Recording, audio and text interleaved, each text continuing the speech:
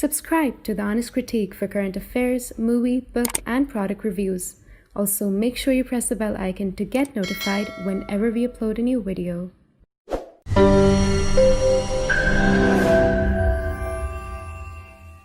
The views, information, or opinions expressed during the video series are solely those of the individuals and do not necessarily represent those of The Honest Critique and its employees.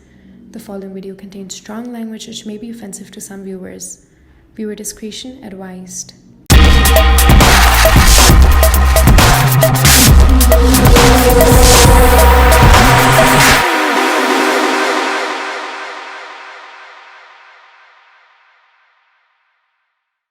I'll just give a brief introduction of yours to all our viewers who are watching it for the first time. So today we have among us Phil Gurski. He has served for more than 30 years as an analyst in the Canadian intelligence community. In 2001, he joined CSIS, where he was a strategic analyst specializing in homegrown Al-Qaeda-inspired terrorism and radicalization to violence. In 2013, he moved to Public Safety Canada as a senior strategic advisor on Canada's countering violent extremism policy. And I think he retired in 2015, right? Mm-hmm. That's right, 2015, yep. Yeah. So he's the author of 5 books and currently the president and CEO of Borealis Threat and Risk Consulting and its program director for the Security, Economics and Technology Hub at the University of Ottawa's Professional Development Institute. Thank you so much for being here. Thank you so much for accepting our invitation and coming on the show. It's a pleasure hosting you. It is a pleasure to be here. I'm looking forward to our exchange. So that go for the first one. Yeah, sure. I'll go for the first one. Thank you, Mr. Gruski, for joining us today. And a very little is known about the Canadian Service Intelligence, or in fact, the Canadian intelligence apparatus altogether. Can you give us a brief idea about the Canadian intelligence agencies and how the intelligence apparatus of the country works and functions in countering internal threats as well as external threats? Certainly. So again, thank you for hosting me on this this webinar. Canada doesn't normally feature, I think, in a lot of people's radars when it comes to security intelligence. I think being the neighbor of the United States, obviously they have a much bigger power and are much better well known. But we in Canada have a number of intelligence organizations, both of which actually I used to work for. So the Canadian Security Intelligence Service is, as the name suggests, it is an organization that is concerned with threats to the security of Canada, largely from terrorism and from foreign espionage and foreign interference. For the listeners or the watchers of this webinar, if you look at what's called the Thesis Act, which was passed by the Canadian Parliament in 1984, it explains the 4 main areas that CSIS looks at. CSIS was an outgrowth of the old RCMP, Royal Canadian Mounted Police's security service. And for a variety of reasons, it was decided in the early 1980s to separate intelligence from law enforcement. So other countries combined the two. It was combined in Canada for the better part of a century, but now are separate organizations. The other main intelligence agency is called Communications Security Establishment. It is a signals intelligence organization. If you're familiar with the National Security Agency, United States, or the GCHQ in Britain, it's a very analogous to that kind of thing.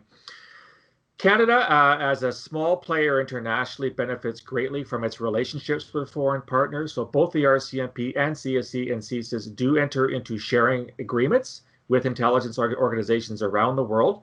So CSIS, just as one example, has a mechanism under its legislation it's called Section 17 of the CSIS Act, whereby it is authorized with government approval to enter into a relationship with other intelligence services outside of Canada to both share and get intelligence information from those partners. And I must say, as someone who worked there for 15 years, it was really important to have those international relationships. So fairly small intelligence apparatus, relatively speaking, for a Western country.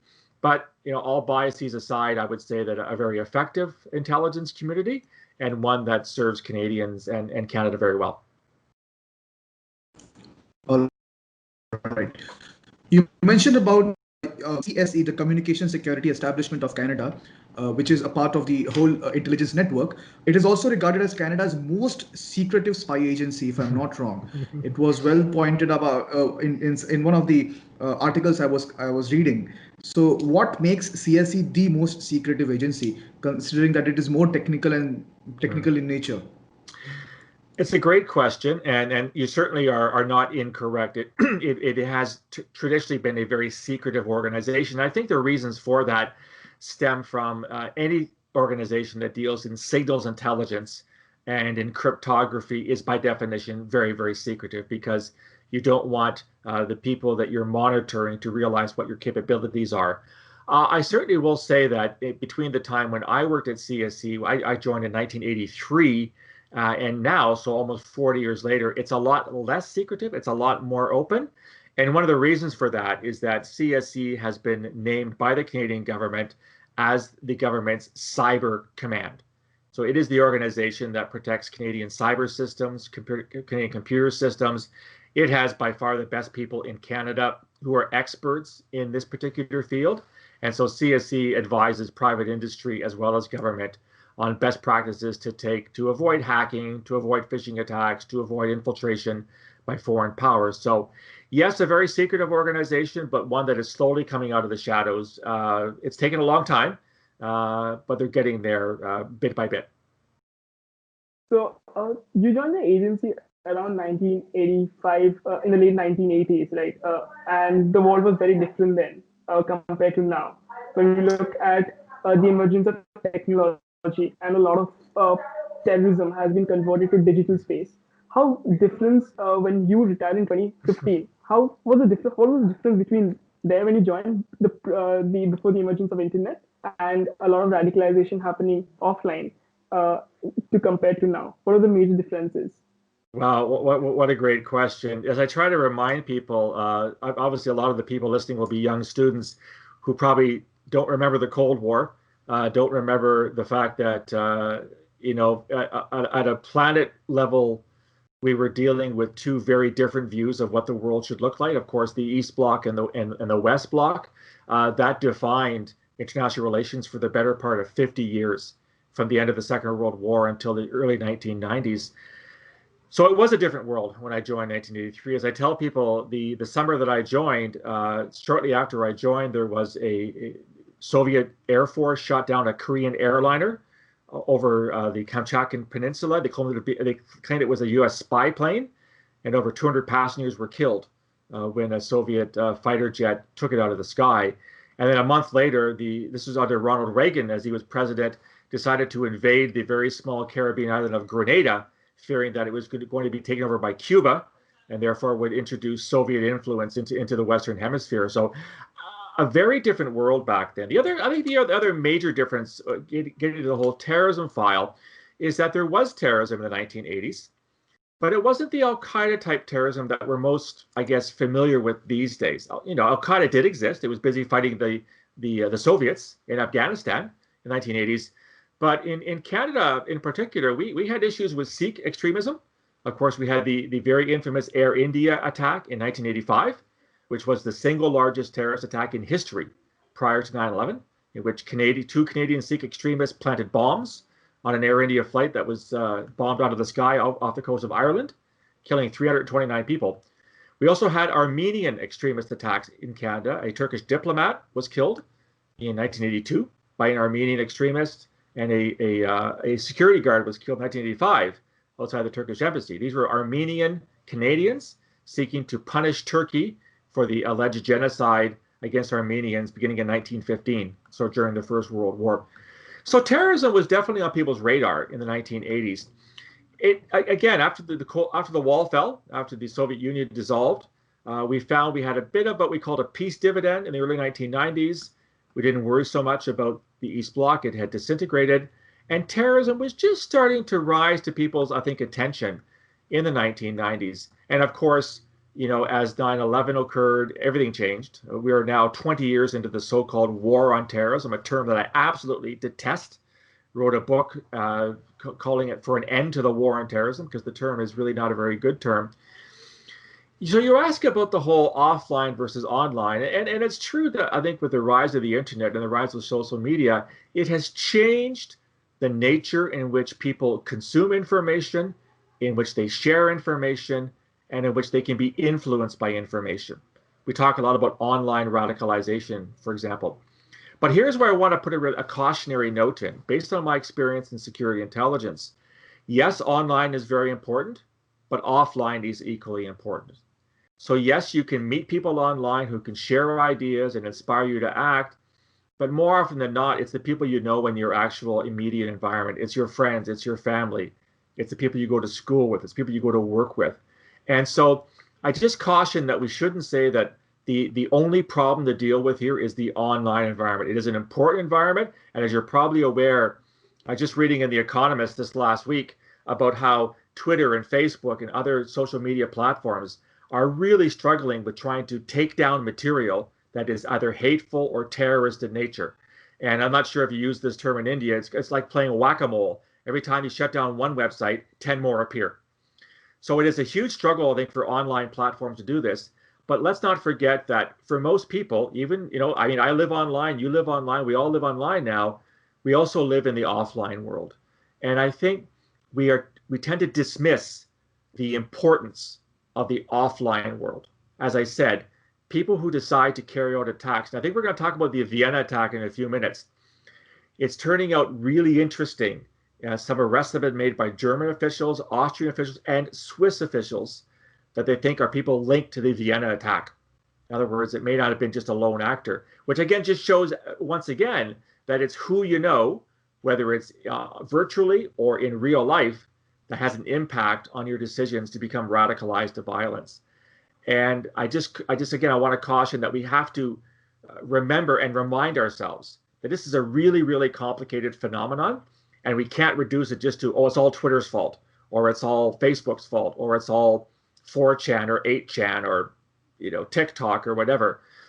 Most people are complicated people with multiple identities and multiple networks. And if you want to get a handle on this problem, it's really important to be aware of all these different sort of inroads into radicalization and not focus exclusively on the online environment. So I think since we kind of didn't go through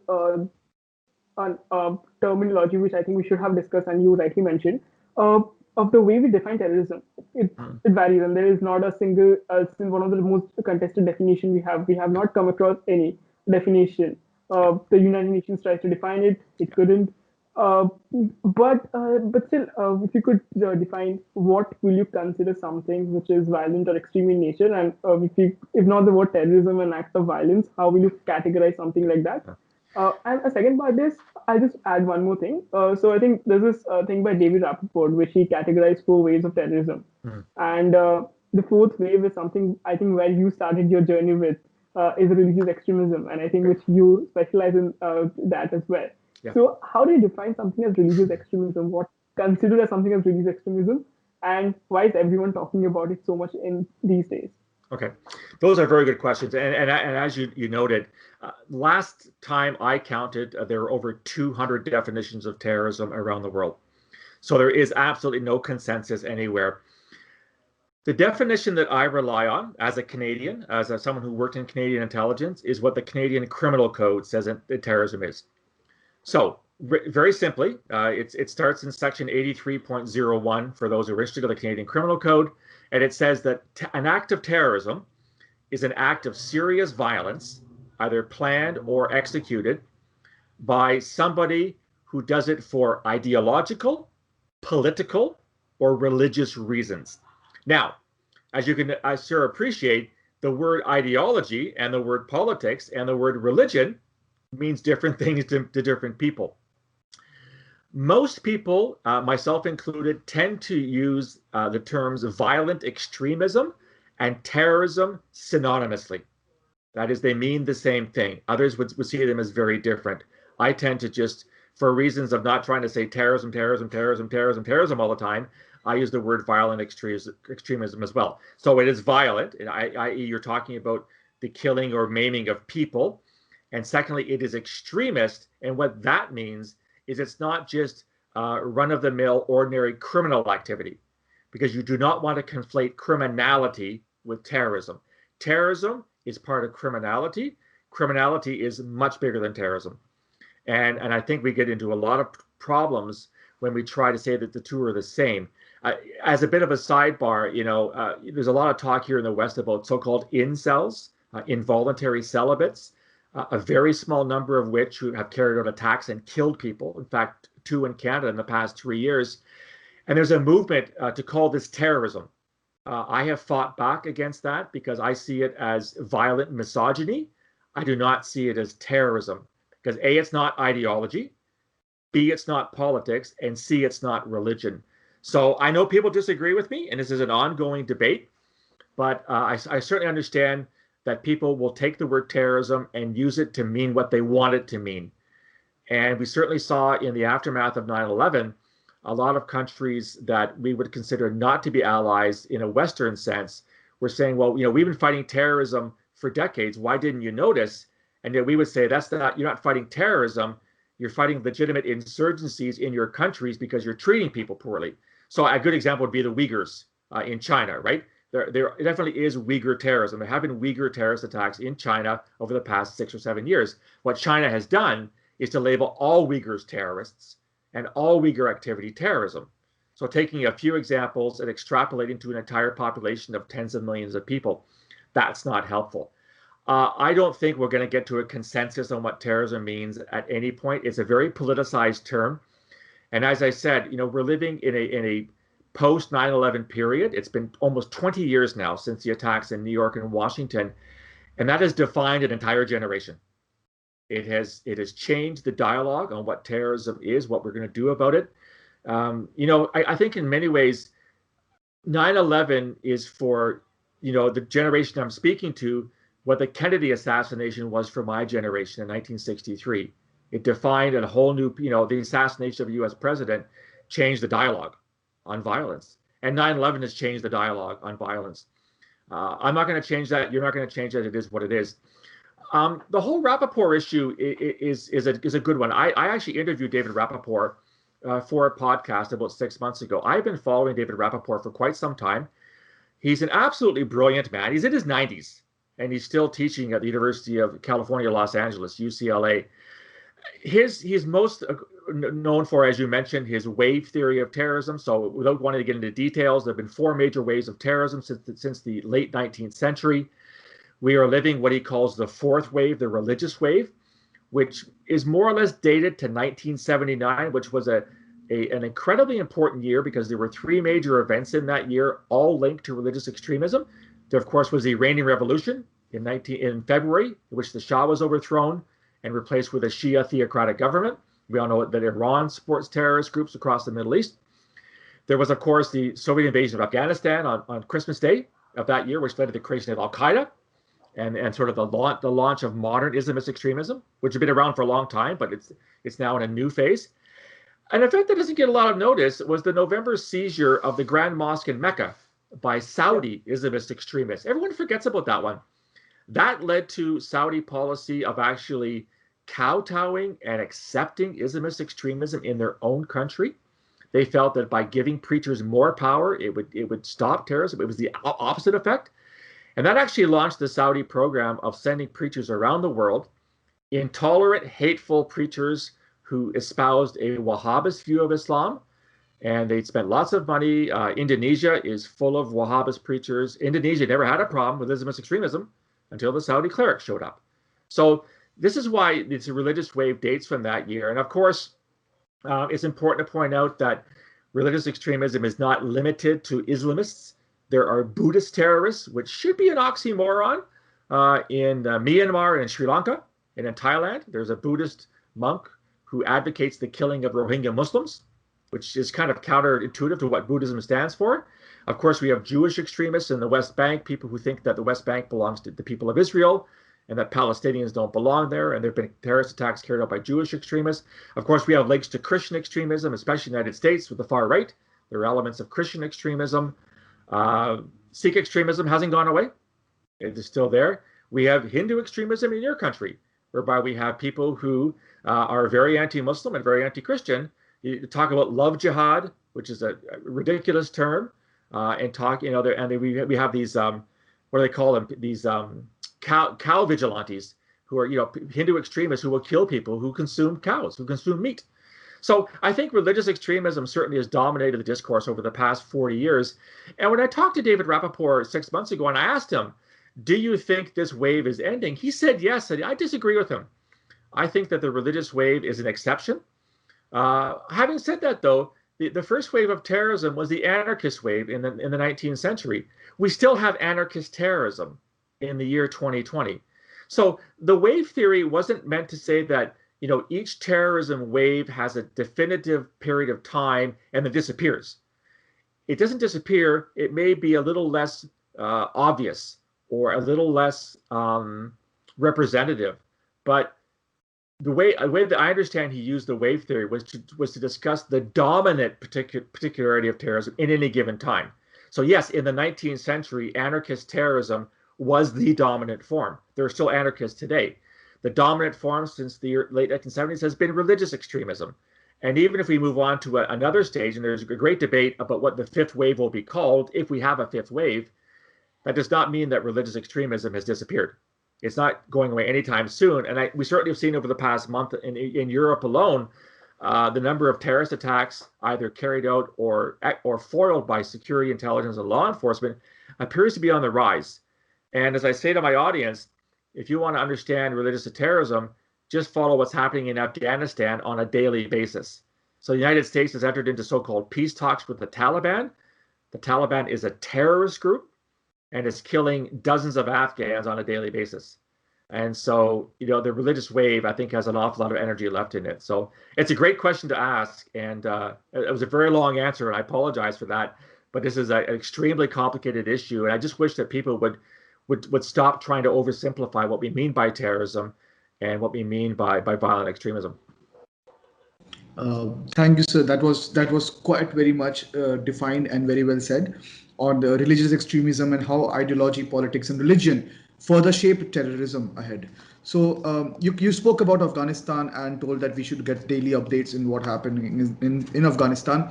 I mean, Ratnadeep and me both are very close observers of neighborhood policies, and I myself have been very active in talking about Afghanistan, having made visits there as well. Oh. So I want to talk about joint intelligence cooperation here. You said that Canada has this roots of Khalistani movement, and which has emerged from India, right? So even your defense minister, Shri Harjan Singh, yeah, he was quite. He's not so popular in India because of his Khalistani views. Yeah. So how do you think that joint intelligence cooperation with respect to the Khalistani movement should happen between Canada and India? Wow. What a great question. Yeah, I have. Also, by the way, if you know that the Indian, the media does it all the time. Even the government has blamed the Royal Canadian Mounted Police and the Canadian Security Intelligence Service for not actually pursuing cases and filing missing reports for a lot of, even the Air Flight 182 that you mentioned before. And a lot of these things that have happened of not actively pursuing the case because a lot of Hawala transaction also happened via this route from Canada for the Khalistani supporters. Yeah. Yeah. I'm not going to apologize for my government because it's not my place, but I have to admit that when I saw that interview with the defense minister, I was actually, the NDP, it's more the head of the NDP, the New Democratic Party, who wouldn't categorically reject Sikh terrorism. I was actually embarrassed because as somebody who worked in security intelligence when Air India happened, I am actually good friends with an individual who's a lawyer who was 8 years old when his mother was killed on that aircraft. He actually helped to identify his mother's body. The fact that we're not categorically denouncing any form of terrorism, to me, is unacceptable. You may have seen that even my prime minister did not initially condemn the beheading of the teacher in France last week. He has since sort of backpedaled and tried to undo what he did last week. That to me is unacceptable. To me, any form of terrorism must be denounced. I don't care what type of it is, whether it's Islamist extremism or the far right or Hindu terrorism or Sikh terrorism, or what it is. terrorism is terrorism is terrorism. Even if we can't agree on a definition, we know what terrorism is. And I think that it is incumbent on all of us to not just denounce it, but to work together to prevent it.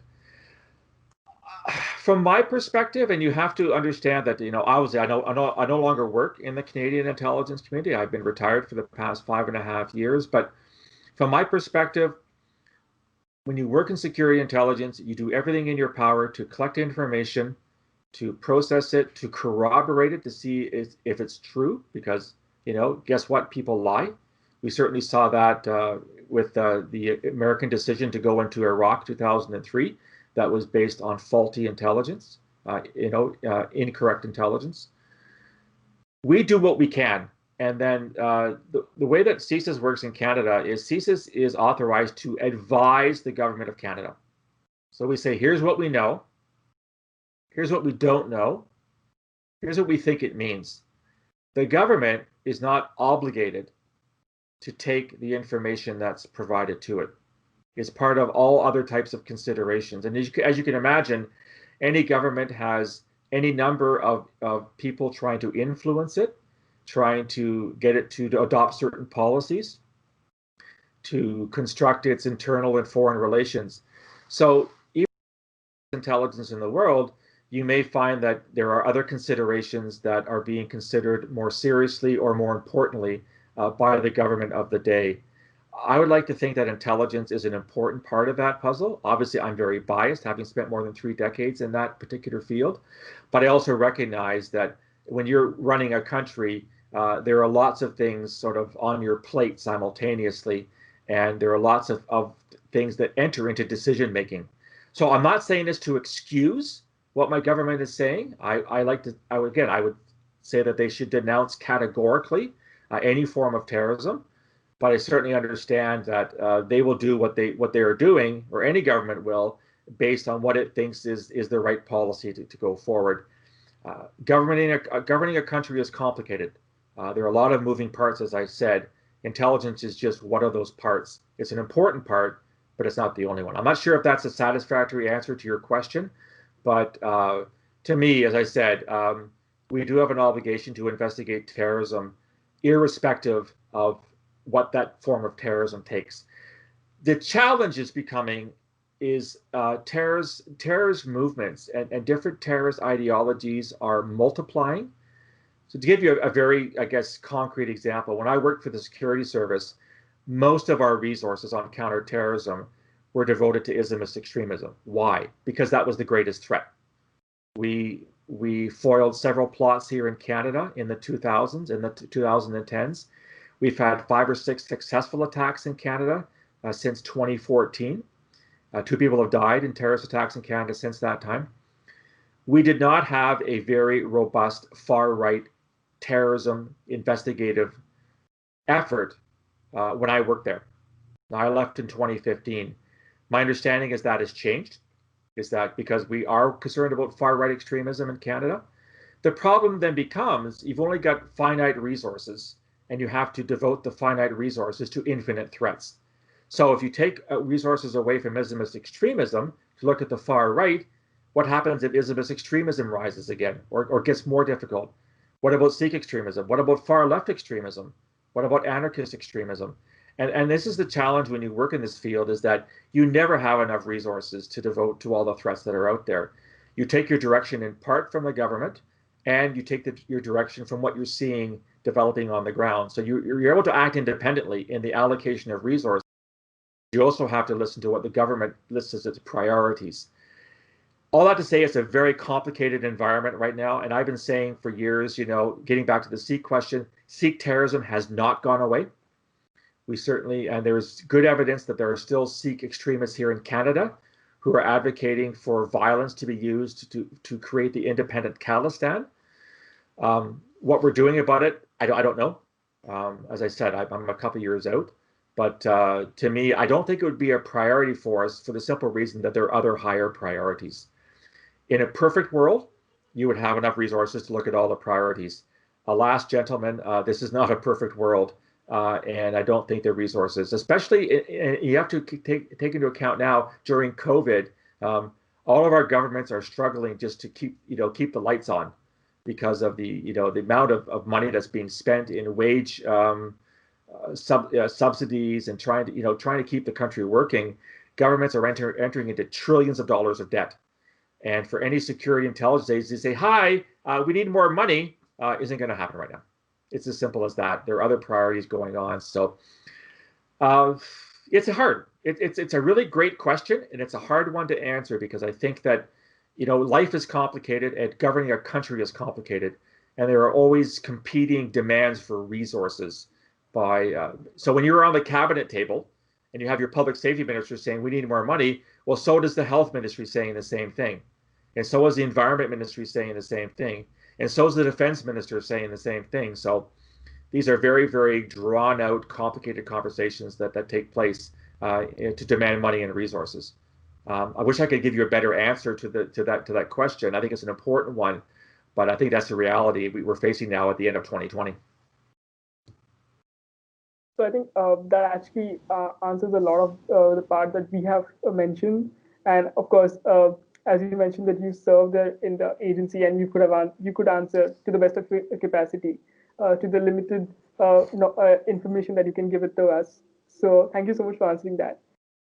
Now something, let me come to which you have written a lot, and I thought this is something which I should also address a little bit initially. Then as we go on, we'll have more questions on this. On the issue of foreign fighters. Now, as an intelligence point of view, I see there are like threefold challenges when you have to deal with foreign fighter phenomenon. One of the first one is of making a accurate risk analysis and assessment of people who are returning. The second one I feel is how revolves on the question how will you follow up with persons who are returning, and what are the legal options available, and what are the risk associated with the different tools they have carried. Did they have any combat training or anything while they were in the particular country? How do you go with this risk assessment, and how do you identify those returnees who could have been under a combat training? As we have seen a lot of these people, in fact, for the Vienna shooting as well.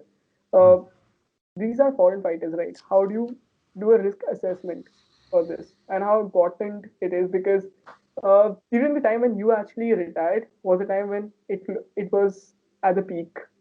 How did you deal with it in the agencies? Right.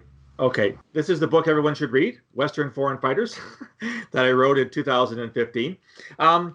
It's a great question, and I think that many governments are struggling with what to do with this. So let's set the scene here. We know that somewhere between 30 and 40,000 people went to join Islamic State and other terrorist groups in Iraq and Syria beginning in 2013, 2014. 30 to 40,000 people. My country estimates that upwards of 200 people have left to join terrorist groups. Now, that number does not limit to Islamic State. It includes Al-Qaeda. It includes Al-Shabaab. We had a huge issue with Somali Canadians joining Al-Shabaab in the 2000s and other terrorist groups around the world. The government has stated publicly that they think that about 60 of those 200 are dead, 60 are still active, and 60 have already returned home, which is an interesting question. The big debate now in Canada is, should we in fact bring back those who have been captured and are now sitting in either prisons or in refugee camps in Iraq and Syria? I have been quite categorical in my statements since then, and my answer is no, we should not repatriate these people, for the simple reason that their crimes were committed in other countries, and those countries have a right to bring those people to trial for the offenses that were committed on their soil. Who am I as a Canadian to demand that Iraq or Syria or Somalia or Algeria or whatever does not have a sovereign right to arrest and try someone for crimes committed on their territory? I mean, let me give you an analogy here. What if a Canadian was caught dealing in child pornography in Thailand, or a Canadian was caught selling drugs in Pakistan? Does Pakistan not have a right to try that person for selling drugs in Pakistan? Absolutely. Does Thailand not have a right to charge the person with dealing in child pornography? Absolutely. And yet I don't hear a great lobby group here in Canada trying to get child pornographers and drug dealers back to our country. So it's a bit of a inconsistency on that part. The way that the Charter of Rights and Freedoms reads in Canada is that a Canadian has a right to return. A Canadian has a right to leave and a right to return. Now, they don't have a right to leave to join a terrorist group. That's an offense under the criminal code. So we should have arrested them in the first place. Had we known they were going to join ISIS or Al-Shabaab, we should have arrested them and charged them. We didn't. There's a whole host of reasons for that. Despite the fact they have a right to return, there is no obligation to actually facilitate that return. We don't have to send the Army or the Air Force or whomever to go and rescue you from Iraq or Syria or Somalia. If you make it home, we have to let you in. I do not believe in citizenship revocation. I do not believe in canceling citizenship like some countries like the UK have. That to me is a very bad policy. The reasons why I am against repatriation are not, so the first reason is that other countries have a right to try you because of the offenses committed in their territory. Secondly, you talked about risk assessment, and that's a really difficult issue because in order to do risk assessment, you have to investigate these people upon their return. One of the problems, and people say, well, just bring them back and charge them. Charge them with what? Based on what? Do we have evidence that will stand the test of a Canadian court? Because if it's intelligence and not evidence, that's a very different thing in Canada. Intelligence in my country is not collected to what we call an evidentiary standard, which means it cannot be used in court. It's not evidence. So that's the problem number one. Secondly, while these people are sitting in camps or prisons in Iraq or Syria or Somalia, they're not investigative priorities for the security intelligence community. If we repatriate them, we have to put resources on them, surveillance resources, going to court to get warrants to intercept their communications, recruiting human sources against them. And that takes resources and money. And as I just said, we already have too few resources. Why would a country create problems for itself that it doesn't have to by bringing back people which require those types of resources? I don't think the security intelligence and law enforcement agencies have the manpower to do this. They're already acting at full capacity. So in other words, while they're there, you don't have to worry about them. Now, in terms of the risk assessment, the data that I've seen, and there's a literature out there on returning so-called foreign fighters. And the percentage of people who actually return to their countries and plan an act of terrorism is somewhere between 1 and 10%.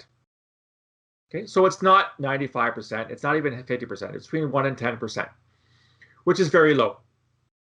So that's a good thing. The problem, as we saw in Vienna and as we saw in Paris recently, the problem is from the public's perspective. They don't care that the percentage is only 1% or 2%. They want it to be zero.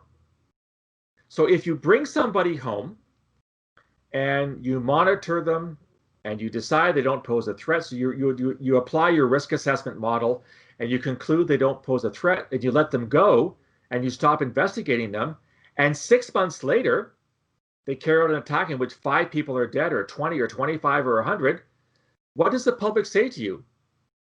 Why did you fail? Why did you not prevent this attack from happening? There's one thing that when you work in security intelligence or law enforcement that you know from day one. You are only as good as your last failure. Nobody cares when you get it right. They expect you to get it right. They only care when you get it wrong.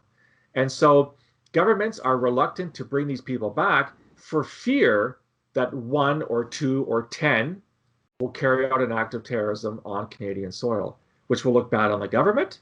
It'll look bad on the Security Intelligence Agency. It'll look bad on the RCMP, the Federal Law Enforcement Agency, and all the other government departments, Canada Border Services, whatever, who didn't do enough to prevent this attack from happening. That's the calculus that governments are making right now. They're saying to themselves, if we don't have to expend money and resources to repatriate these people, we won't.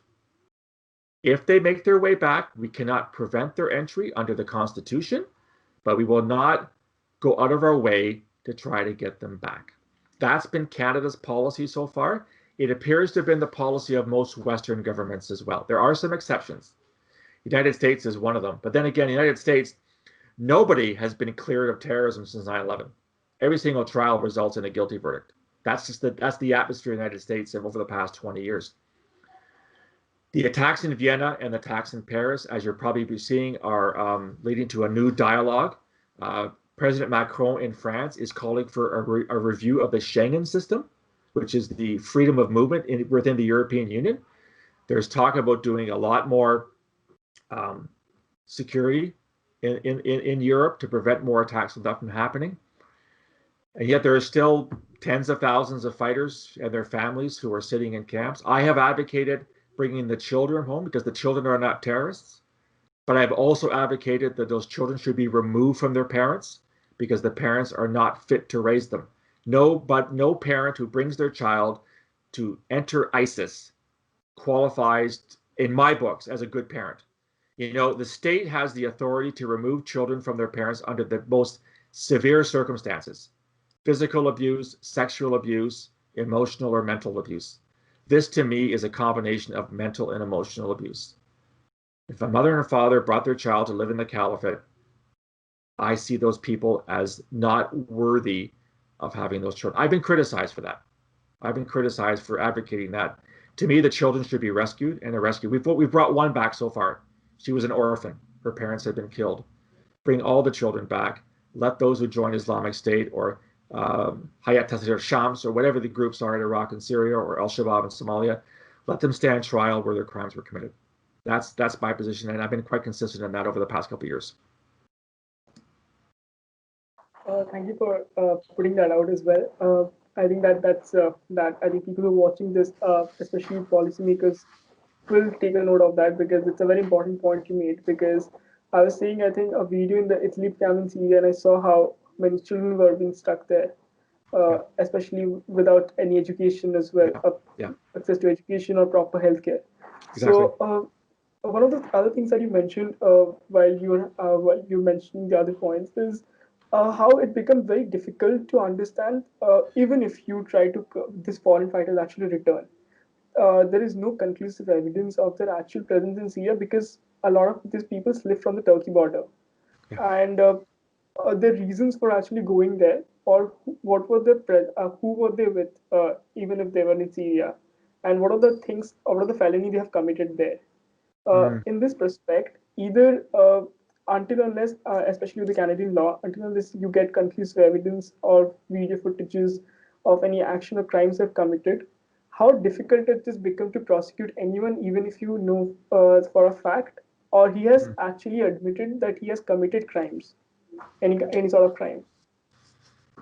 This is proving to be a real difficult thing for Canadian courts. I think we've had one conviction so far of a man who went to join Islamic State and came back. So we were able to prove it in one case, but these trials are very, very difficult for the reasons we've already talked about. It's how do you gather evidence? Do we trust the information that maybe Turkey or Iraq or Syria has given us? You know, with specific reference to Syria, a couple of years ago, we had a very famous case where there were 3 individuals, Canadians, who were Syrian, who traveled to Syria to see family, were taken by Syrian authorities and alleged they were tortured because they had links to terrorist groups. And Canada shared some information with the Syrian government, what we knew about these individuals. These individuals sued the Canadian government for having shared the information, and the government awarded them $10 million each for having been tortured by Syria, saying that Canada was complicit in sharing intelligence with Syria. Canada should have known that Syria was going to torture these individuals. So you can imagine what kind of impact that's had on any government's decision to use information from Syria. We're not going to touch Syria with a 10-foot pole because we just paid out $30 million to 3 Canadians who were alleged to have been tortured by the Syrian government. This is the problem. So we talked about intelligence sharing before, and the fact that CSIS has the authority under its legislation to enter into an intelligence sharing agreement. Well, I would say there's two types of sharing agreements. There's sharing agreements with countries that are very like you. So in the case of Canada, that would be, the United States, United Kingdom, most of Western Europe, countries that have similar systems to us. And then there are countries that have systems that are very, very different than what we have here in Canada. And I think it's always a judgment call as to how to use intelligence that you gain from allies. Setting aside the intelligence versus evidence issue, how reliable is the information that you're being sent? So we would say, for example, that if we receive intelligence from France, that's probably more reliable than information we receive from, Tajikistan or China or Sri Lanka, for example. Not to say that those intelligence agencies aren't competent, but there are other things going on in those countries which might affect the nature of the intelligence that's being shared. All that to say that the prosecution of returning terrorist foreign fighters is very, very complicated. As I said, I can think of only one conviction we've had so far. We did have an attack 3 years ago by a young lady who got as far as Turkey, wanted to join ISIS. She was turned back by Turkish authorities. She came back to Canada. She was investigated a little bit. She was let go. And then she walked into a hardware store and she tried to attack employees with a bow and arrow. She didn't kill anybody, and she was found guilty of terrorism. She was not found guilty of leaving the country to join ISIS. We have yet to, I think, with one exception, had any success in prosecuting people successfully for wanting to leave the country to join a terrorist group. And we've had equally little success in prosecuting those who've come back to Canada. As I said, the Canadian government recognizes that 60 people have come back from fighting with terrorist groups. To the best of my knowledge, not one single person has been successfully prosecuted for having returned to Canada because of all the difficulties in gathering and assessing evidence. So this problem is not going to be resolved anytime soon. It seems to be one that is intractable in some ways. I think we can learn from what other countries are doing. One thing I want to point out is interesting that people said, well, we have to bring them back because they're sitting in refugee camps in Kurdistan or whatever.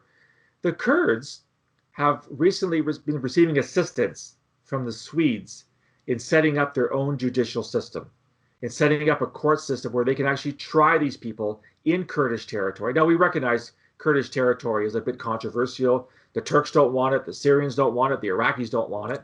But the Kurds seem to be a competent government to some extent, and they're now receiving assistance from the Western world in trying to establish a court system in which they can use fair methods to try these people under international law for having committed acts of terrorism. So this notion that Kurdistan can't do it seems to be changing.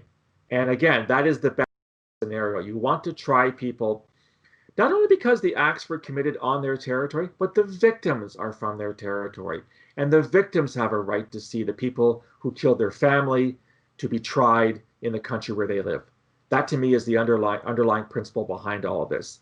Those who are victims of crime have a right to see just punishment for the people that did what they did to them and their families. Okay, all right. So I'll go for the next one. Mm. Yeah.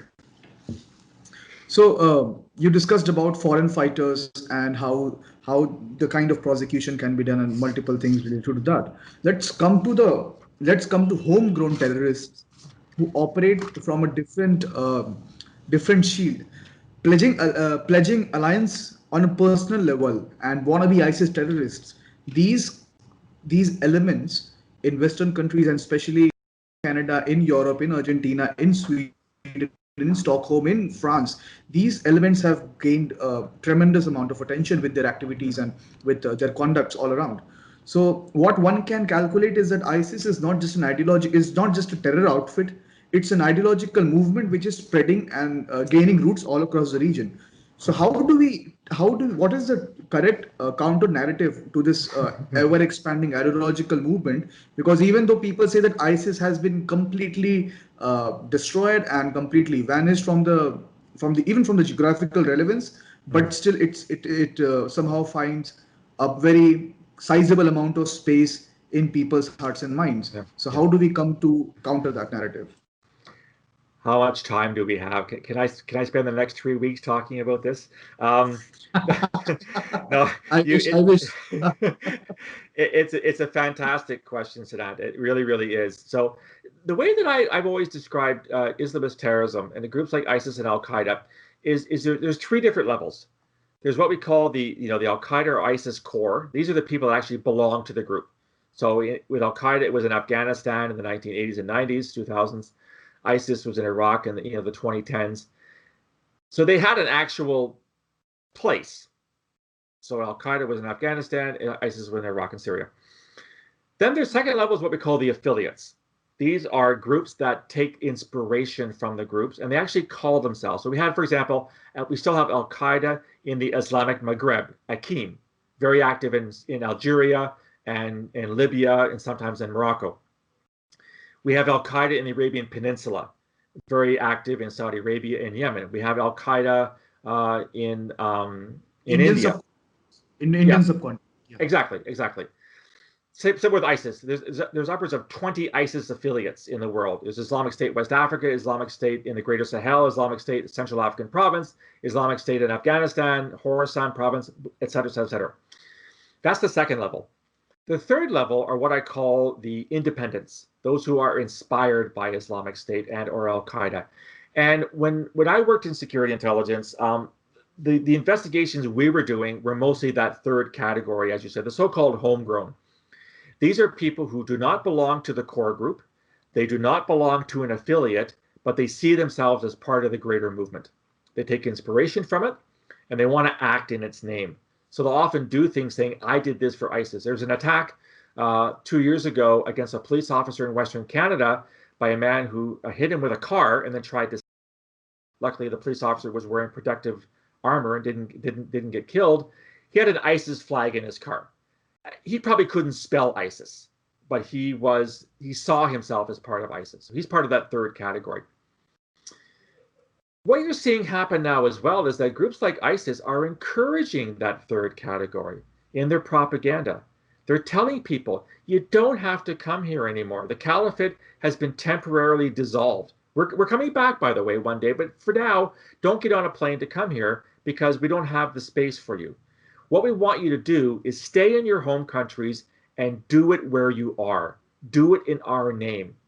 And they say it doesn't have to be complicated.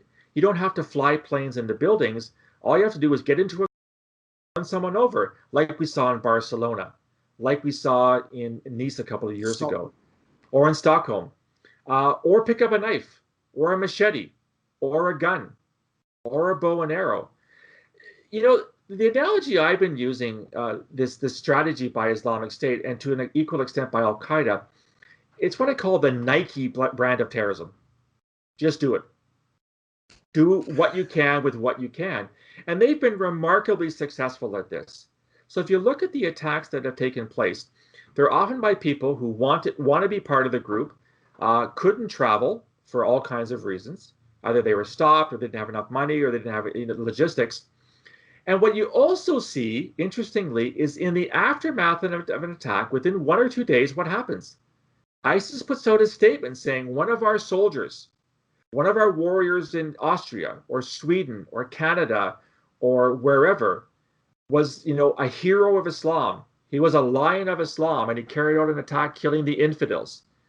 So even if the person did not do it for ISIS, ISIS claims it, because it keeps ISIS at the front of the agenda. And what ISIS wants to do is say, you know what? We don't have the caliphate anymore. Again, temporarily, we're going to recreate it. But we're still in your backyards. And we're still capable of carrying attacks in your country. So you may have thought you defeated us. Well, guess what? You didn't. We're still active. We can still harm you anywhere in the world. We can reach out. We'll find you wherever you are, and we'll carry out attacks. That, to me, really describes the so-called homegrown terrorist phenomenon, is that these are individuals who they've radicalized the violence, partly online, partly offline. They see themselves as part of a greater movement. We had a famous plot back in the mid-2000s by a group that's called the Toronto 18. It was our largest terrorist cell we've ever had. And one of their plans was they called themselves Al-Qaeda in Canada, which was complete garbage. They weren't Al-Qaeda in Canada, but they saw themselves inspired by Al-Qaeda. They were a completely homegrown cell. The ideology and the recommendations of Al-Qaeda core to try to carry out an attack in Canada. And thankfully, because they were infiltrated with human sources and surveillance and warrants, we knew everything they were doing, and we arrested them before they could carry out their attack. But I think you're seeing this happen a lot. And if I could just make one small point as well, I don't think this is happening as much in your country, but in my country, there's an awful lot of talk about, it's all about the far right. The far right is by far the greatest terrorist threat to Canada. And that is also garbage. The Islamist extremists never went away. And my fear is that we've either grown tired of talking about Islamist extremism, or we want to move on for politically correct reasons.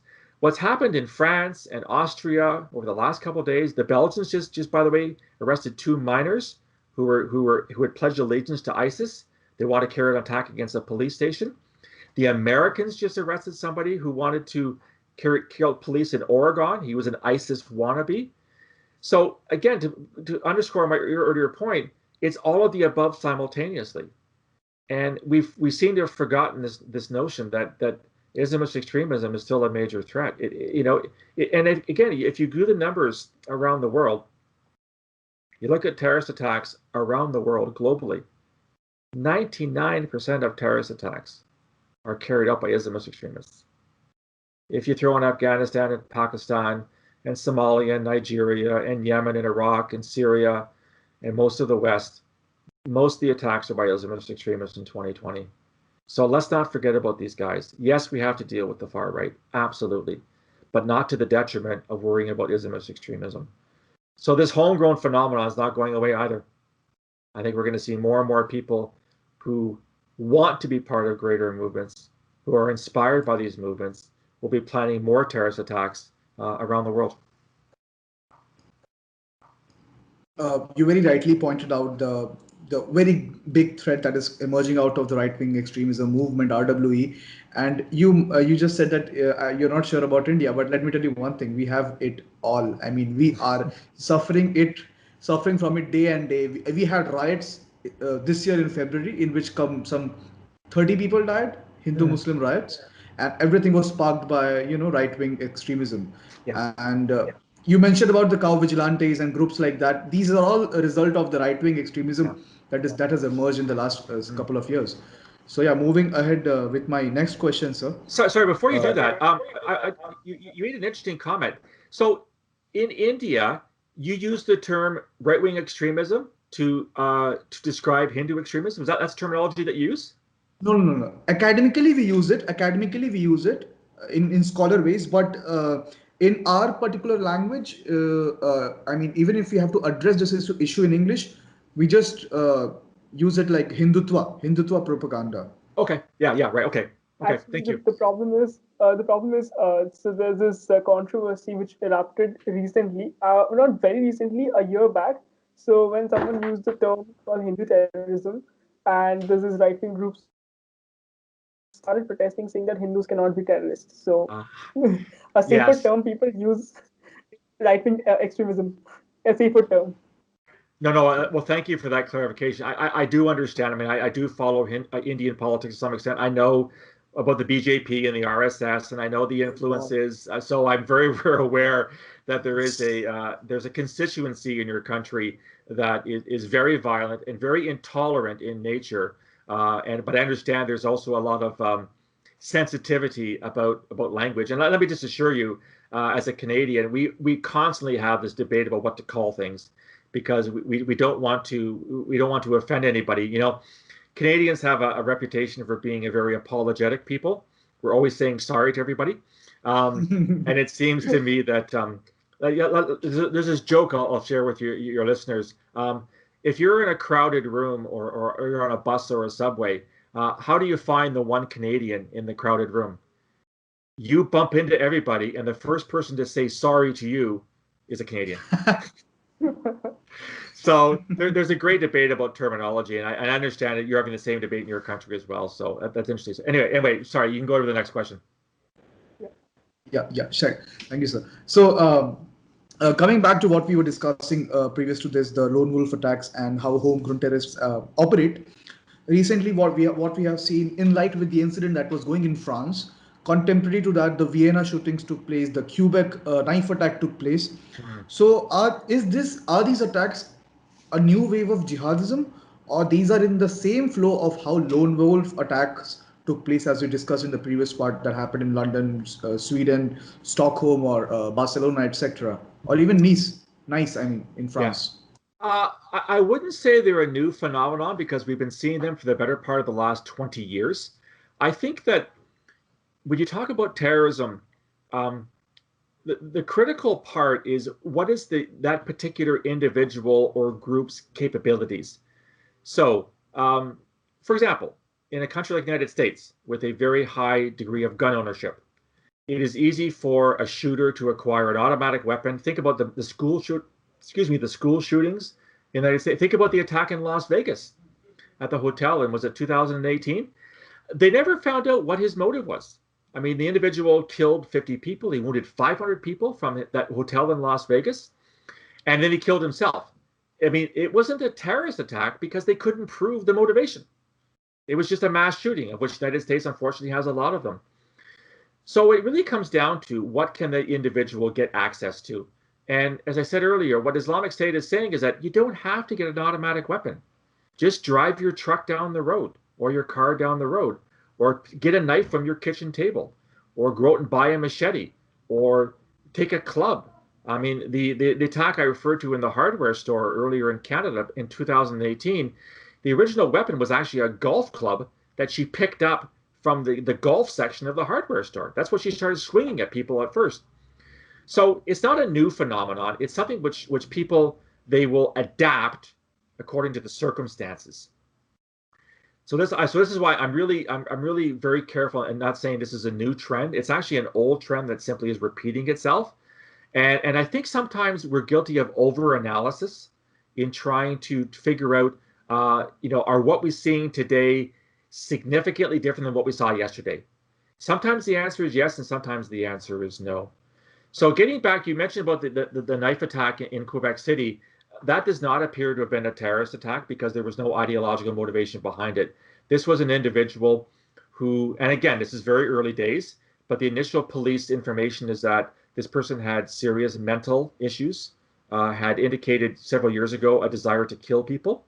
So what was going on with that person psychologically, we don't know yet, but there's been no indication so far that the attack, which took place on Halloween, was actually a terrorist attack. And again, I go back to my earlier point, right? Not all acts of violence are terrorism. And I think we have to be very, very careful in not ascribing a terrorist motivation to what is just a terrible act of crime. The vast majority of crimes have nothing to do with terrorism. They're simply acts of violence carried out by people for any one of 100 different reasons. But no, the tactics are going to evolve. Sometimes maybe we've made it harder. I mean, we've made it harder to fly planes into buildings, right? I mean, think of getting on an aircraft now. It's almost impossible. You go through 9 levels of security. So those days have seemed to have gone, and people are simply availing themselves of the technology that they can use, again, with the encouragement by groups like ISIS that are constantly saying, again, Nike terrorism, just do it. Take a knife out of your drawer and walk into a cafeteria, or walk into a food court, or walk into a celebration in a city center and just start stabbing people at random. That's what the terrorist groups are advocating, and that's what the terrorists are listening to. So thank you for giving that detailed answer. So I have something follow up on that. So initially, if you go back to the third wave of terrorism, we have seen more hijacking. Then when we come to the fourth stage, we have seen more ID blasts. We have now, people don't have to even have to travel to the caliphate to actually carry out, to get combat training and then come back here.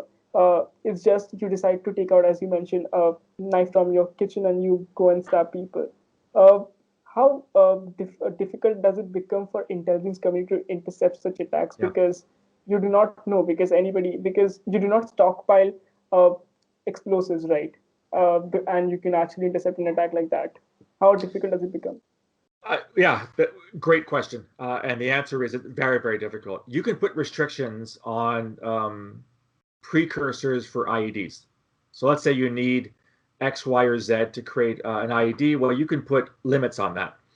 You can put limits on firearms. So in Canada, for example, in the wake of a mass shooting in 1994, so 25 years ago now, we enacted very strict laws. Canada has very strict firearm ownership laws. You can't just go into a store and buy a firearm. You have to get a license. You have to be approved. Unlike the United States, where you can go to, you pick up an AR-15 with your groceries, it seems, right? It's as simple as that. The problem with the simplicity of knives or cars is you're not going to ban cars because cars are used in terrorist attacks. You're not going to ban knives because knives, I mean, how are you going to cut your meat without a knife? I mean, you can't do that. So I think from a security intelligence and law enforcement perspective, it becomes next to impossible, because if anything can be used in a terrorist attack and you can't control everything, therefore you have to acknowledge the possibility that something will happen. So let's say, for example, let's say you decided to, let's say you ban knives in cars. It's not going to happen, but let's just, as a thought experiment, you ban knives and you ban cars. So now someone takes, in my country, a hockey stick or a baseball bat. Or you ban hockey sticks, you ban baseball bats. So now what I do is I cut a branch off a tree in my backyard.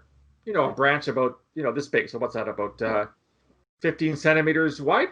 And I hit somebody over the head with a branch. So now I start banning branches. Now I start banning trees. Well, now I'm going to use a fence post. Now I start banning fence posts. You see what I mean? I mean, I'm getting into the ridiculous here. But this in my country, Phil, they would have taken swords. Yeah, exactly. And so that is a reactive policy. We'll wait until somebody does something, and then we'll ban what they use. So again, going back to airliners, yes, you're right. In the 1970s, 1960s, that was the golden era of hijackings, because there was no airline security in the 1970s. You just walked on a plane, nobody cared. Well, that changed after 9/11. Then you remember you must remember the oh God, what was it? The explosive plot in 2007, 2008. That was they were trying to smuggle bottles of soft drinks onto the aircraft that were actually chemicals. Now you can't carry liquids on a plane, right? Anything over 100 milliliters, you can't. They changed that law, but that was reactive to the plot. And then, of course, we had the underwear bomber in 2009. So you're going to ban underwear from what aircraft? I mean, it gets ridiculous, right? So I think we have to educate our publics that as good as we are at identifying terrorist plots and terrorists, some will always get through, no matter what you do. And yet I think we live in a world where the expectation is 100% success, which is impossible. Whether it's crime or terrorism or disease, think of the COVID virus. I mean, it was bound to happen. We all knew this was going to happen. We all knew there'd be an epidemic of a global scale at some point. You do the best you can, you learn from your mistakes, and you try to do better next time. But this expectation that you're going to stop everything is a fool's errand. It is simply impossible the way that we function as human societies, unless we want to live in a state where nothing is acceptable. And I don't think anybody, especially those of us that live in democracies, want to live in a state where you're being monitored 100% of the time, and it's impossible for you to move without the state knowing that. That, to me, is not the kind of world I want to live in, which means we have to accept there'll be a certain rate of failure when it comes to violent extremist attacks. Bottom line is you cannot prevent everything, because people just go to the next thing. So, yeah, they went from hijacking airplanes to building IEDs. IEDs are still a big thing in Afghanistan. There's still an attack a day in Afghanistan using IEDs, at least one a day. Similarly in Iraq and Syria. Similarly in Somalia. I mean, Al-Shabaab has been carrying out IED attacks in Mogadishu about one a week for the past 15 years. So that hasn't gone away. But if it were to go away, they'd move on to something else. Like I said, cars, baseball bats, cricket bats, hockey sticks, swords, knives. You can't stop them all. It's an unrealistic expectation that you can stop them all. It's a very pessimistic answer to your question, but I do think it's a realist answer to your question. Yeah. So there has been a lot of talks about trying to manage terrorism through a holistic approach. And a lot of people have spoken about how de-radicalization work at the same time. I actually read your book, and you also mentioned of how de-radicalization. I think you talk about de-radicalization in prison actually in your book, if I'm not wrong, right? Mhm. Uh, I think it was when religion kills. It was your book. Yeah. Yeah. So when I was reading it, this thought comes to my mind. A lot of these terrorists have been actually been radicalized in prison Mhm. themselves. Uh, and is a de-radicalization actually possible? Because a lot of times people do go back to the thought.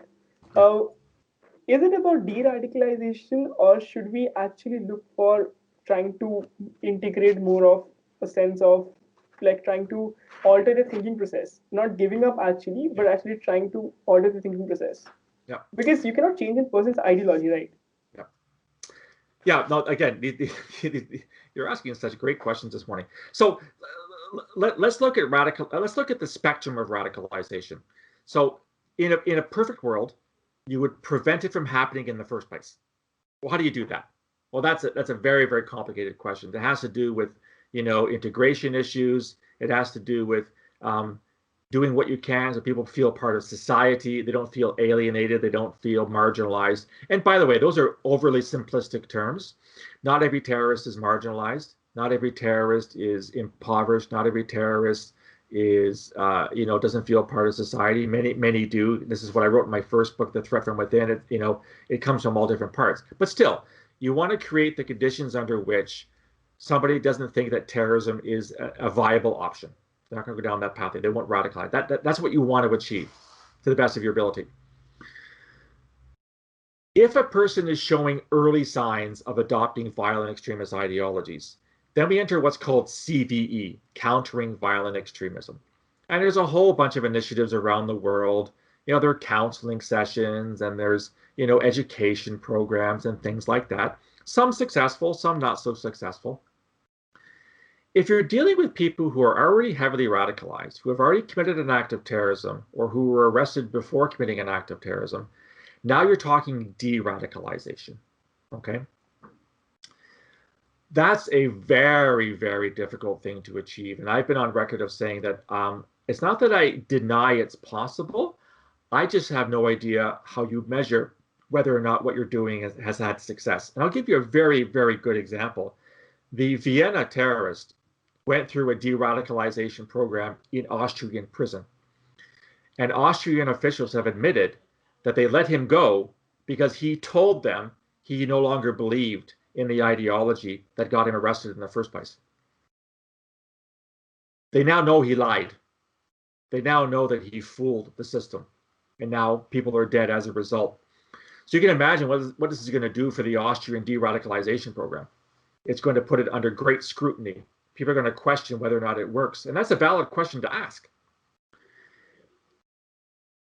There's another term that people use occasionally that is confused with de-radicalization, but it's quite different. It's the term disengagement. Disengagement is not de-radicalization. Disengagement means I may still hold some of the same ideologies that got me here in the first place, but I've decided I'm not going to act on them.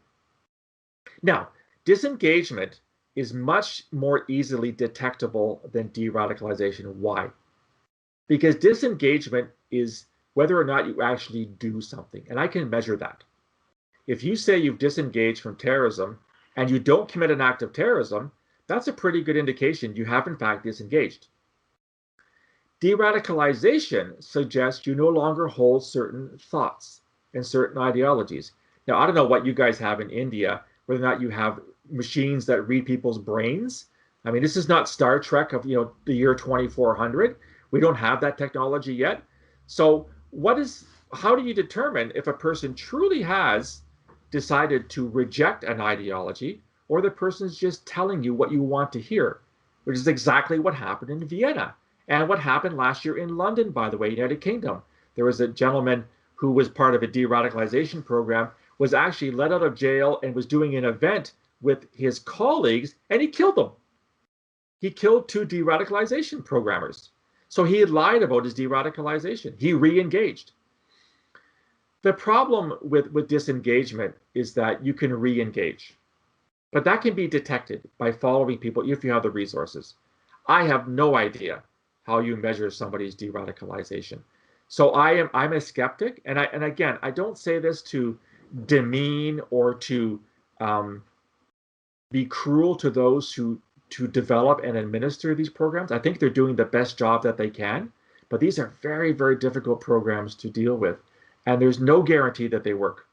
And my fear is, and you gentlemen know this as well, in the aftermath of an attack in which a so-called de-radicalized person was responsible, it's going to cast doubt on every de-radicalization program around the world. Now, the Singaporeans have a successful program that I've seen. It's what they call their Religious Rehabilitation Group, RRG. I met with them when I was in Singapore. The Danes have in Denmark have an example, the so-called Aarhus model that they've adopted seems to be successful. But again, I've said it before, you're only as good as your last failure. And it seems to me that we've had some failures recently, and as a result, people are going to be distrustful of de-radicalization efforts. They'll still continue, but these people have a lot of work to do to convince the rest of us that this stuff actually works in the wake of what happened in Vienna. One thing that you said really hit my mind. You are only as good as your last failure. Says a lot about how spies agencies work, that they are known by their failures but not by their successes. Absolutely. The greatest success you can have is no one ever notices. I'll give you an example. Many, many years ago, we came across an individual who was online, who was seemed to be supportive of certain causes. And we decided to do an approach of, knock on the person's door and say, hi, here's where we are. We know exactly what you're up to. We know exactly what you're doing. You might want to stop before it's too late. We're not going to arrest you. We don't have enough to arrest you right now. But if you continue doing this, it's going to end very badly for you. You'll either end up in prison or whatever. And interestingly, it seemed that the person got the message. Now, this is not public information. I'm sharing with you something that was never made to the public. As it turned out, the person did appear to understand what we were saying and decided to stop doing it. Unfortunately, 6 years later, the same person went back to the same material. So the person seemed to get 6 years and then decided to return to previous activity. So even there, it was only a partial success. I don't know what happened to that person. I really have no idea. But there's an example of something which was initially a success story, which never made the newspapers, never made the media, never made the internet. And for those of us who worked in that business, you accept that most of your successes will be successes that nobody else but you know. That's part of the cost of doing business. And I wish that more Canadians knew about the success stories, but you have to be satisfied that you yourself know that you were successful, and the government knows you were successful. The average person does not. But in a perfect world, we'd all be informed, but alas, we don't live in a perfect world. Let me just bring back a little bit about what you mentioned about radicalization. So there's this report, I think, by Rand. I think it was compiled by Angel Rabasa. Okay. And in 2013, they put out this thing that there's a process in which an extremist comes to renounce violence and also leaves a movement and reject a worldview. Like the same process, there's a way through which you become an extremist in the first place. In this context, do you agree with the statement, first of all, is my point? And the other point is, since you mentioned about disengagement, there's also something called dismobilization, which is very different from de-radicalization. Yeah. If you have to rank an order, whether will you go for a disengagement, mobilization, or de-radicalization if there's a inmate which has committed a crime? Wow. The one thing we know about radicalization to violence is it's a very individual process. I mean, there are some commonalities. The commonalities tend to be in terms of the things that people do and things that people say. This is how you know they're radicalized, but their own individual pathway is very individual. They all get there by different ways. And so I don't think there's any one model. There's no one pathway. There's always multiple pathways. So I don't agree with people that say I've discovered the magic formula for radicalization. It doesn't exist. So if there's no magical formula for radicalization, there's no magical formula for de-radicalization. It's as individual as the initial process. Yeah, this distinction between disengagement, demobilization, and de-radicalization, it's a really interesting question. Ideally, we want de-radicalization, because as long as the ideology still occupies part of your brain, it can affect you at some point. So if we can extract, I'm thinking, Harry Potter, right? If we can take a wand and take your thoughts and put them in a pensieve and get rid of them, maybe that's a way, but that's not going to happen. Harry Potter is not real, in case you think it is. It's fiction. Disengagement is good in that at least we know you're not going to do anything for the time being. But again, if you've disengaged without de-radicalizing, you can re-engage if something happens. And I certainly have seen that. Demobilization is not a term I've come across a great deal in my work, but it certainly seems to suggest to me, and correct me if I'm wrong, because you must know more about the term than I do, demobilization seems to suggest that you've decided to leave a particular group and that you're no longer part of that group, which is good, right? The fewer members that a group has, the better. But what happens if you demobilize, but then become a lone actor? In other words, you haven't de-radicalized, you've demobilized, which means you've kind of disengaged, but rather than rejoining the group you belong to in the first place, rather than remobilizing, you simply re-engage and do something on your own.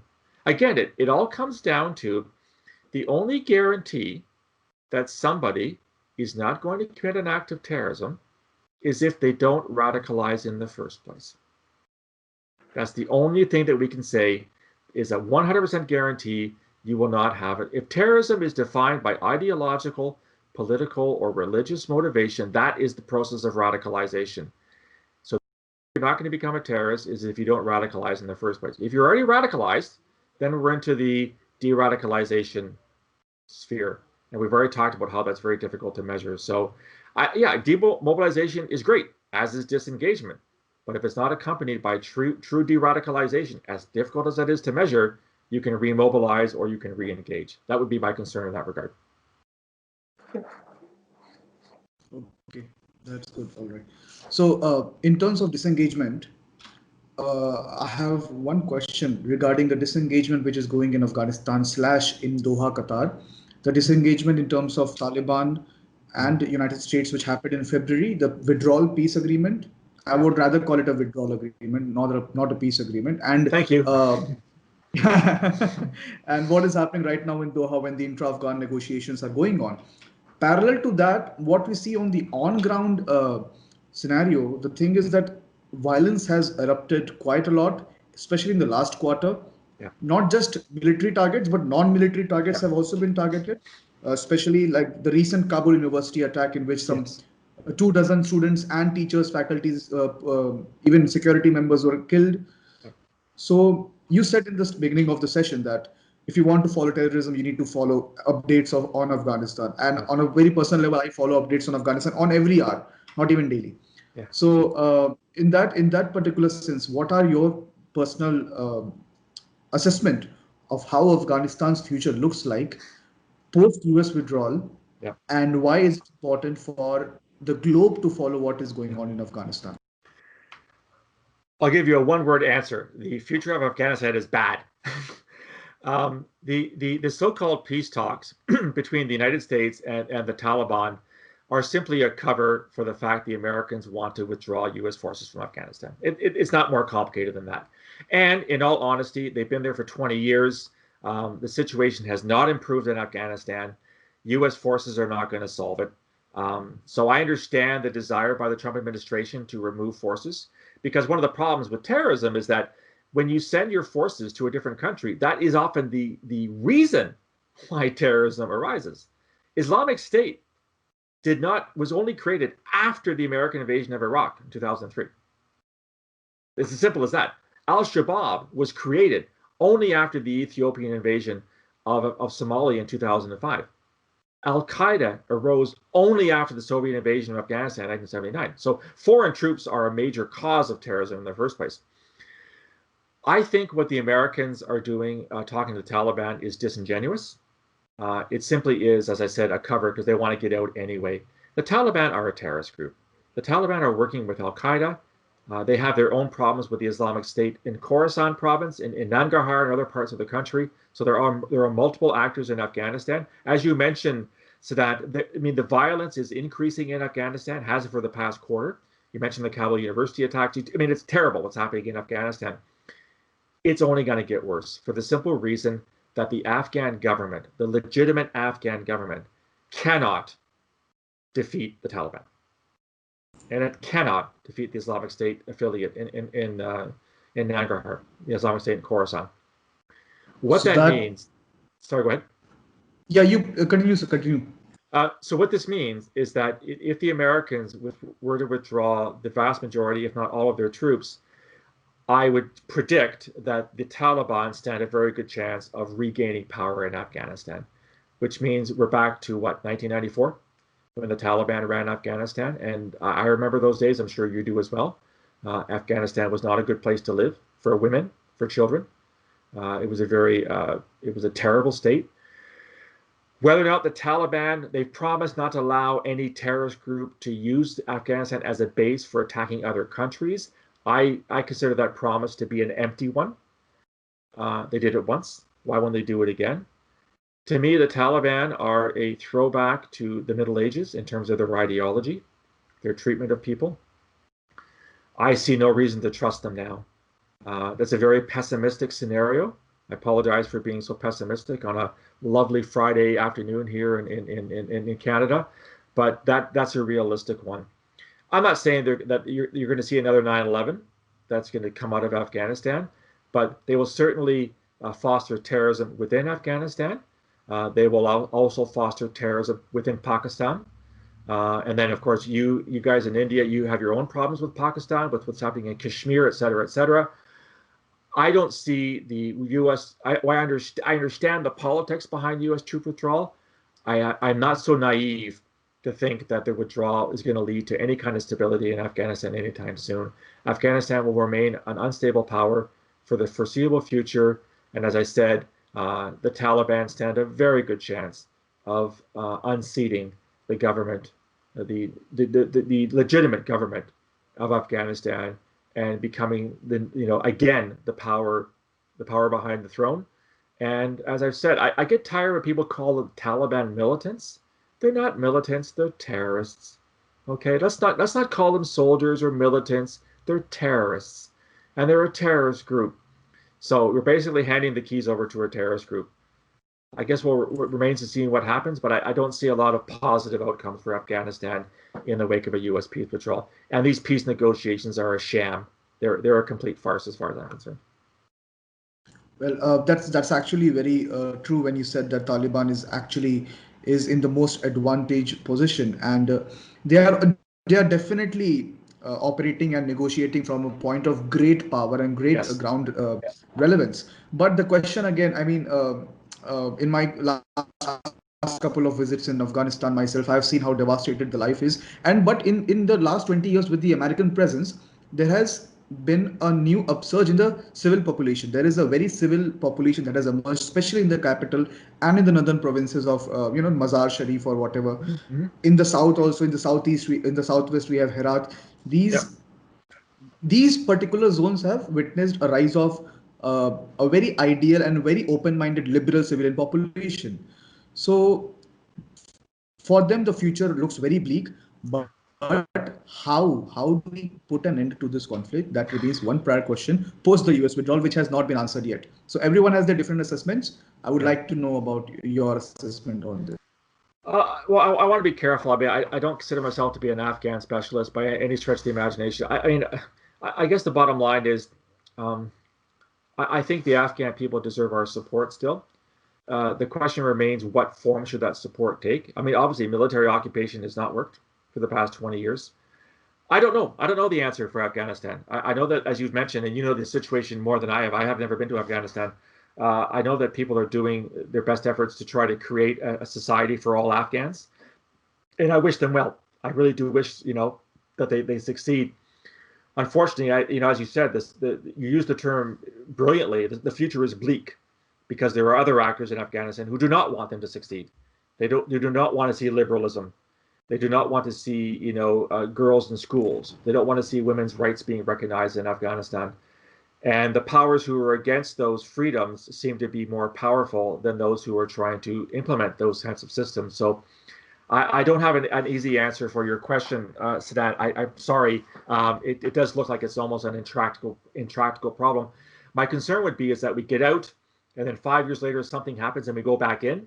Do we go back in under the same circumstances we went in the first place in 2001? Should we change our approach? I don't know. There's been attempts to build civil society. There's been attempts to rebuild the economy. There's been attempts to, build schools and all that kind of stuff.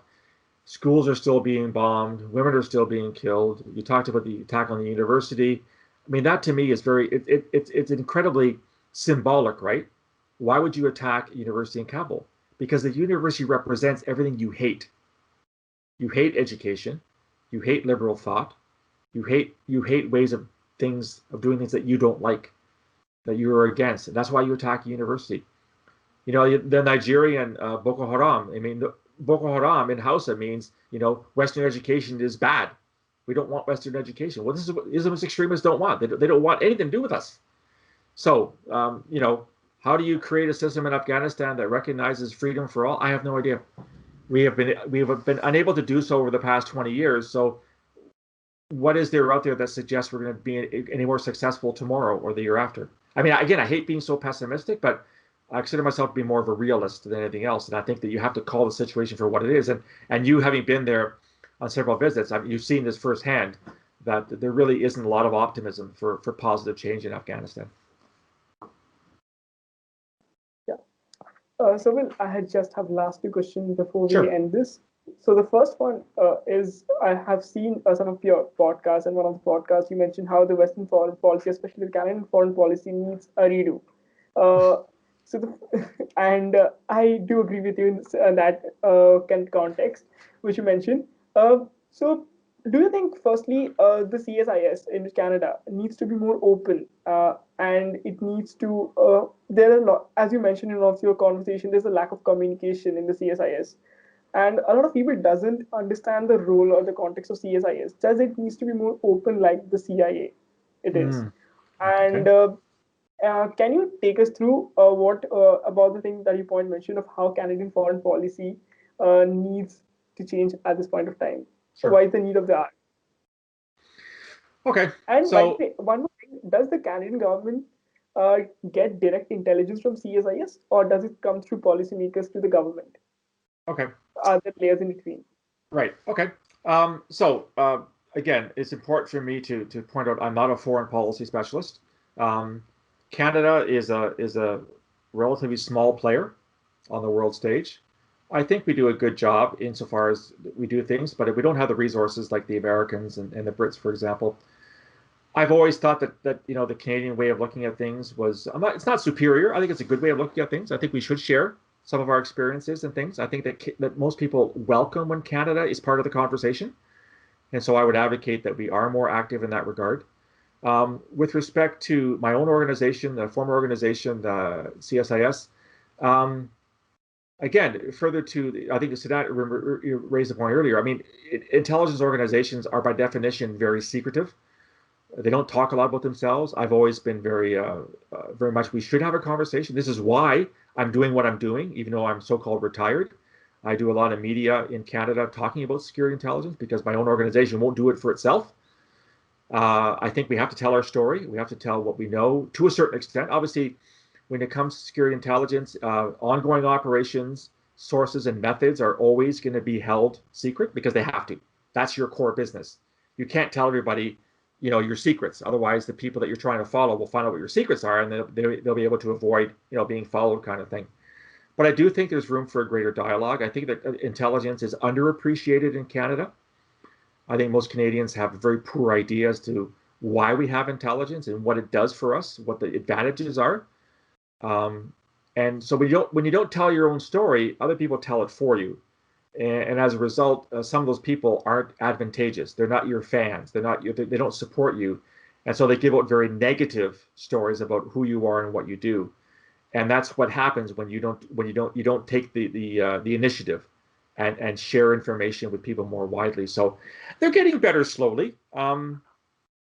Like I said, this is a secretive business. Intelligence is the second oldest profession according to some people.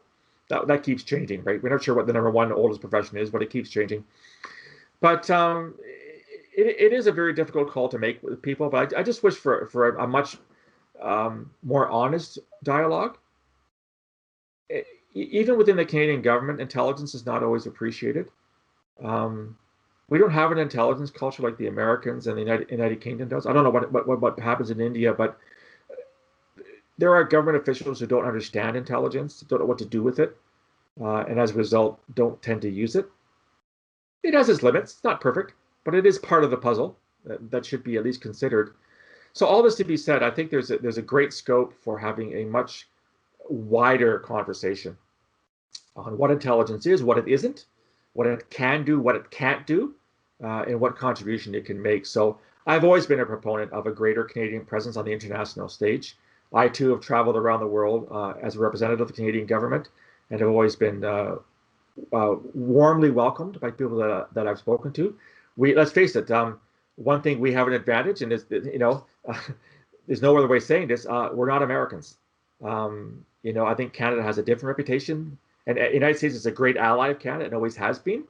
But I think that we can say things in certain ways that the Americans can't, because we're not perceived as having that kind of global agenda that the Americans often are perceived as having, rightly or wrongly.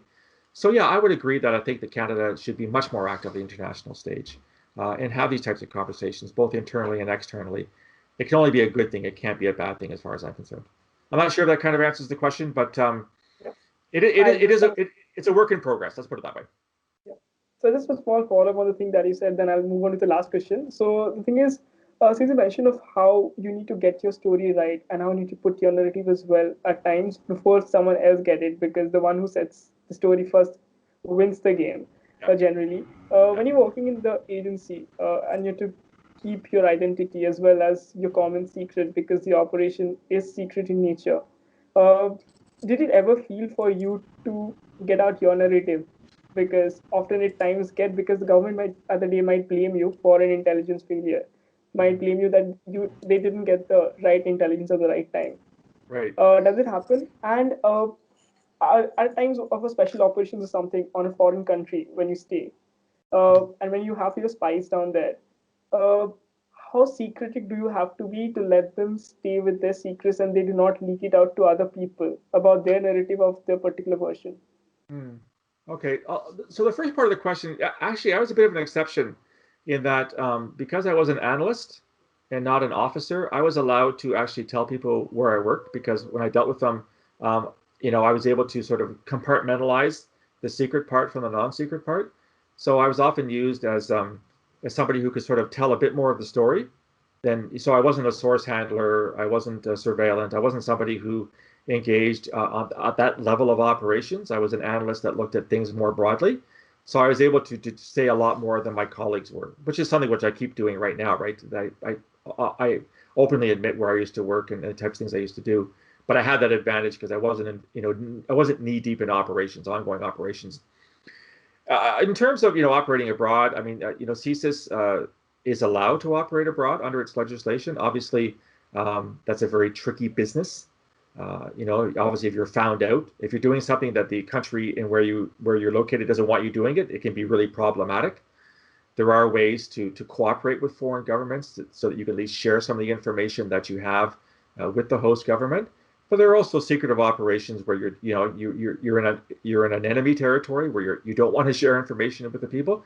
We've all seen the movies, the James Bonds, all that kind of stuff. I think it's a very difficult environment to work in, and you just do it to the best of your abilities, because what you don't want to have happen is you don't want to have somebody killed or somebody arrested or somebody whatever because they're doing something they shouldn't be doing. It's a delicate balance. Let's just put it that way. And is something which I think all intelligence organizations deal with on a daily basis, is how to protect their assets, how to protect their resources in such a way that, again, nobody ends up in jail, nobody ends up dead.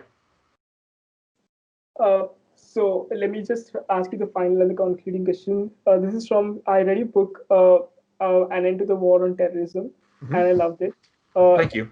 And, you mentioned how the various approaches in response to international Islamist extremism, and you mentioned of how the various law enforcement and action, the government policies that we need to enhance to actually win the war against terrorism. But when we actually look on an academic view of so-called winning the war on terrorism, there isn't any conclusive evidence until unless the people related to the organization actually joins a political party or gets what they wanted, or you use excessive force. That is also, I think, on the survey source, like 7% of this only worked before, where a military or force actually could track them down. How can we actually win this war on terror? Okay. Well, thank you for the last question. That's the most difficult one at all. So first and foremost, we have to stop calling it a war on terrorism, because as somebody said very famously, you don't declare war against common nouns because common nouns don't surrender. The war on poverty never ends. You can't defeat poverty. The war on drugs, you don't defeat drugs, right? You declare war on proper nouns because proper nouns can surrender. So we got to stop calling it a war. So to me, as I said in the book, I think there are two primary ways. There is a role for the military, but it has to be very, very constrained for the reasons I already said. When you send foreign forces into another country to occupy it, that causes more terrorism, not less. So that's not the number one solution. So the solution is, as I said earlier, to prevent ideology from establishing itself in the first place. And that's a question for civil society. All of us have to get together to try to eliminate the narrative that groups like ISIS put out there, to counter it, to give our own narrative, to tell our own stories, which are superior to their story. That prevents it from happening in the first place. If we're too late, or if people digest the narrative anyway, then we're talking about security, intelligence, and law enforcement. We have to identify people who pose a threat, investigate them, stop them, arrest them, charge them, try them, and incarcerate them. So that, to me, are the two major points in terms of dealing with terrorism. Terrorism is a tactic. It's been around probably forever, although we generally date it from the middle of the 19th century. That's the age of modern terrorism. So if it's been around for 150 years, there's no sign it's going to end anytime soon. But it's important to point out, and this is the one positive thing I'm going to say to people today. I've been so negative all day. The one positive thing is that in the vast majority of countries around the world, Afghanistan being a significant exception, terrorism does not pose an existential threat to any of us. It's important. It has to be fought on different levels, but terrorists are not going to win. Again, Afghanistan's the exception, I think. Terrorists are not going to establish, states around the world. We're not going to enter an era in 100 years' time where most countries are run by terrorists. They're not. They're going to be the exception, not the rule. So it's important that our response to terrorism has to be proportionate to the threat that terrorism causes. We have a much greater threat from pandemics. I mean, hello, COVID-19. Yeah, I see what's happening in your country. I see what's happening in a lot of countries. We have threats from drug cartels. We have threats from criminality. We have threats from climate change. Climate change is existential. If we don't stop climate change, the world will no longer be the same as it is. Terrorists do not pose an existential threat. They're important. We have to deal with them, but let's please not make them more important than they are. And by declaring war on terrorism, we give it far more importance than it deserves. And that this war on terrorism is a result of 9/11. Had 3,000 people not died on that day in September of 2001, we wouldn't be having this conversation right now, because that has defined the way we look at things over the past 20 years. So please, let's not overthink this and realize that terrorism does not pose an existential threat to us. That's my positive message for your audience today. Yeah, as a lot of people say that the attackers who were actually attacking the World Trade Center that day, the attack wasn't the person who were actually attacking the building, but for all those people who are discussing it right now, sitting, they were the main targets. Absolutely. So that's a really good way to end the conversation. But since, as I mentioned you initially, that we have a lot of students watching this, and it basically like a lecture cum learning experience. So we generally tend to give 5 reading materials, 5 books they should read. You can give all the 5 books that you've written, or you can choose to collate some other books as well. Any 5 books that the students who are watching this should read. Okay. I'll tell you what. I want to think about that. So obviously, my 5 books are the best books ever written on terrorism. No, I'm just kidding. There are a number of books I'd like to recommend, but can I maybe just send you an email today or later on today or tomorrow that you can pass on? Because I'd rather get the list. I'd rather get the list right, because there have been a lot of good books on terrorism. Equally, there are a lot of bad books about terrorism that have been written. The one thing we say about terrorism since 9/11 is that a whole industry was created. A whole industry of experts and everything, and many of which were not, in my humble opinion. So I want to give a more reasoned answer to your question, but I'll definitely will give you the top books that I believe that are out there, and I'll send that to you in an email later on today. Sure. So there's this another, I think, a version that was created called the psychosocial element of actually going and looking at terrorism. I think post 9/11 that was actually created, and whole lot of books actually that was written post that. But if you could actually show, if you have the books around your 5 books, if you could just show to our viewers, and if somebody wants to read them, they can actually grab a copy. Yeah. Or you want me to actually? Just give me 1 second. Yeah, sure. So this was the first book. So if you're interested in homegrown terrorism, this is the best one. This came out in 2015. This is The Threat from Within. That talks about radicalization, okay, what the signs are. I already showed you the second one, which is Western Foreign Fighters. That's all about, obviously, ISIS. The third one that came out that doesn't get talked about a lot is The Lesser Jihads. And this is looking at where ISIS ended up after 2014, all the affiliates around the world, okay? The one you've referred to on many occasions, of course, is An End to the War on Terrorism, where I talk about different strategies for dealing with terrorism.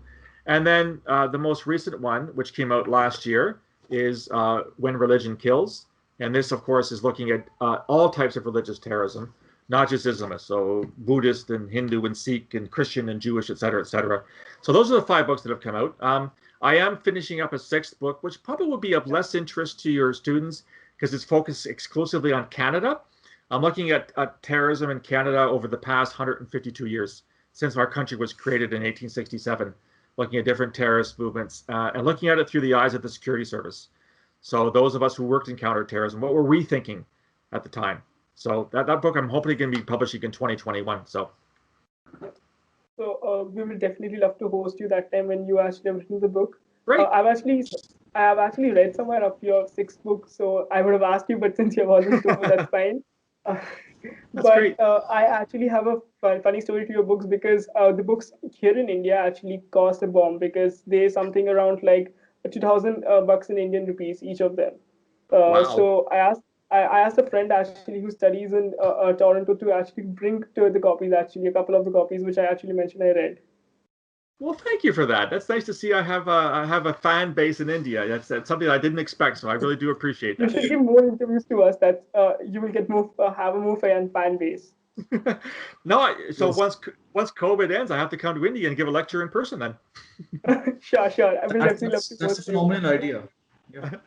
Excellent. Well, gentlemen, thank you very, very much for reaching out to me and arranging this session. I hope you found it useful, and I really do appreciate you approaching me. This is a very meaningful thing for me. I really do. I really want to say thank you to the 2 of you and to your audience for sticking around for a little more than an hour and a half. It was a very stimulating day, and it was a lot of fun. Thank you so much. Thank you very much. Taking time and actually being on the show. We had a lovely time. Thank you very much. We'll be in touch. Yeah. Okay. Thank you so much. Yeah. Okay. Goodbye.